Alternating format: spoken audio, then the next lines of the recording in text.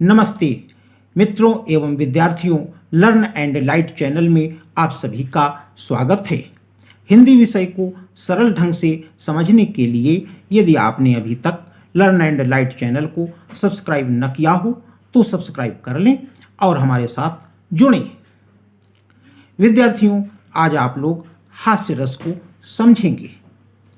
परीक्षा में हास्य रस की परिभाषा, उदाहरण और स्पष्टीकरण बहुत अधिक पूछा जाता है, इसलिए आप लोग इसे अच्छी प्रकार से तैयार करें। तो देखें, आपको स्क्रीन पर दिख रहा है, लिखा हुआ है हास्य रस। हास्य का सामान्य रूप से तात्पर्य होता है हंसी। तो हास्य रस की परिभाषा क्या है? देखें, लिखा है जहां हास नामक स्थायी भाव, विभाव, अनुभाव और संचारी भाव के संयोग से रस रूप में परिणत हो, वहां हास्य रस होता है। अथवा हास्य रस की एक दूसरी परिभाषा को इस प्रकार से लिखा जा सकता है। देखें, लिखा है विचित्र वेशभूषा, आकृति, क्रियाकलाप आदि देखकर अथवा पद्य या गद्य रचना, वचन आदि सुनकर या पढ़कर जागृत हुआ हास नामक स्थायी भाव, विभाव, अनुभाव और संचारी भाव के संयोग से हास्य रस की दशा को प्राप्त होता है। तो विद्यार्थियों, इन दोनों ही परिभाषाओं से आपको एक बात स्पष्ट रूप से समझ में आ गई होगी कि हास्य रस का स्थायी भाव हास होता है। तो जब हास नामक स्थायी भाव, विभाव, अनुभाव और संचारी भाव से संयोग करता है, तब वहां हास्य रस होता है।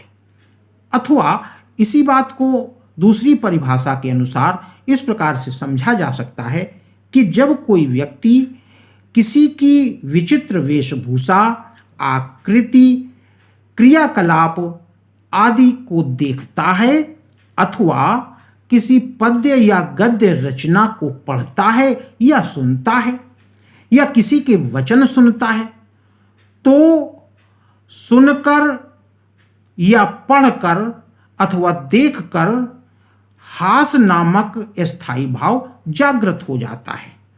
तो यह हास नामक स्थायी भाव, विभाव, अनुभाव और संचारी भाव से संयोग करके हास्य रस का रूप धारण करता है या हास्य रस का रूप ग्रहण करता है। तो विद्यार्थियों, इस प्रकार से आपको हास्य रस की परिभाषा अच्छी प्रकार से समझ में आ गई होगी।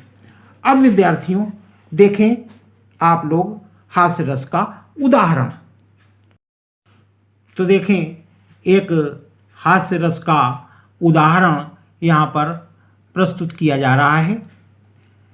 विद्यार्थियों, परीक्षा में हास्य रस का उदाहरण भी लिखने के लिए आता है, इसलिए आप लोग इस उदाहरण को अच्छी प्रकार से अवश्य तैयार करें। कभी कभी परीक्षा में ये उदाहरण दे दिया जाता है और पूछ लेता है कि इसमें कौन सा रस है। तो याद रखें, इसमें हास्य रस है। तो इस उदाहरण को विद्यार्थियों आप लोग अच्छी प्रकार से पढ़िए और सुनिए भी। सुनने से हास्य रस में बहुत ही आनंद आता है। तो ये एक हास्य रस का बहुत ही सुंदर उदाहरण है। तो सुने। हंसी हंसी भाजें देखी दूल्हा दिगंबर को, पाहुनी जे आवे हिमाचल के उछाह में, काहे पदमा कर सु काहू सो कहे को कहा, जोई जहां देखे सो हंसे तहां राह में, मगन भयई हंसे नगन महेश ठाड़े, और हंसे एऊ हंसी हंसी के उमाह में, शीस पर गंगा हंसे भुजनी भुजंगा हंसे, हास ही को दंगा भयो नंगा के विवाह में। तो विद्यार्थियों, आप लोग इस उदाहरण को पढ़कर और सुन करके ये बात अच्छी प्रकार से समझ गए होंगे कि इस छंद के रचनाकार कविवर पद्माकर जी हैं। तो विद्यार्थियों, ये हास्य रस का एक अत्यंत सुंदर उदाहरण है। आप लोग इसे अच्छी प्रकार से अवश्य तैयार कर लें। तो विद्यार्थियों, उदाहरण के बाद स्पष्टीकरण लिखना होता है। तो देखें स्पष्टीकरण किस प्रकार से लिखा जाता है। आपको यहाँ पर बहुत ही सरल ढंग से समझाया गया है। तो देखें यहाँ पर स्पष्टीकरण प्रस्तुत है।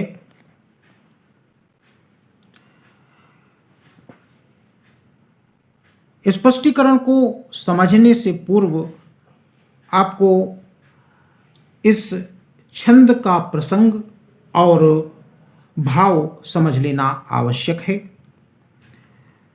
तो प्रस्तुत छंद में कविवर पद्माकर जी ने उस समय का वर्णन किया है जब भगवान शंकर दिगंबर रूप में दूल्हा बनकर के राजा हिमांचल के द्वार पर पहुंचते हैं। तो उस समय उनका दिगंबर रूप में भी विचित्र रूप है। कैसा विचित्र रूप है कि जटाजूट बांधे हुए हैं, जटाओं में श्री गंगा जी विराजमान हैं।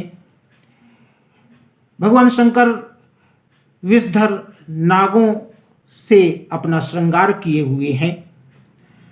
तो भगवान शंकर के इस विचित्र रूप को जो भी देखता है वह हंसने लगता है।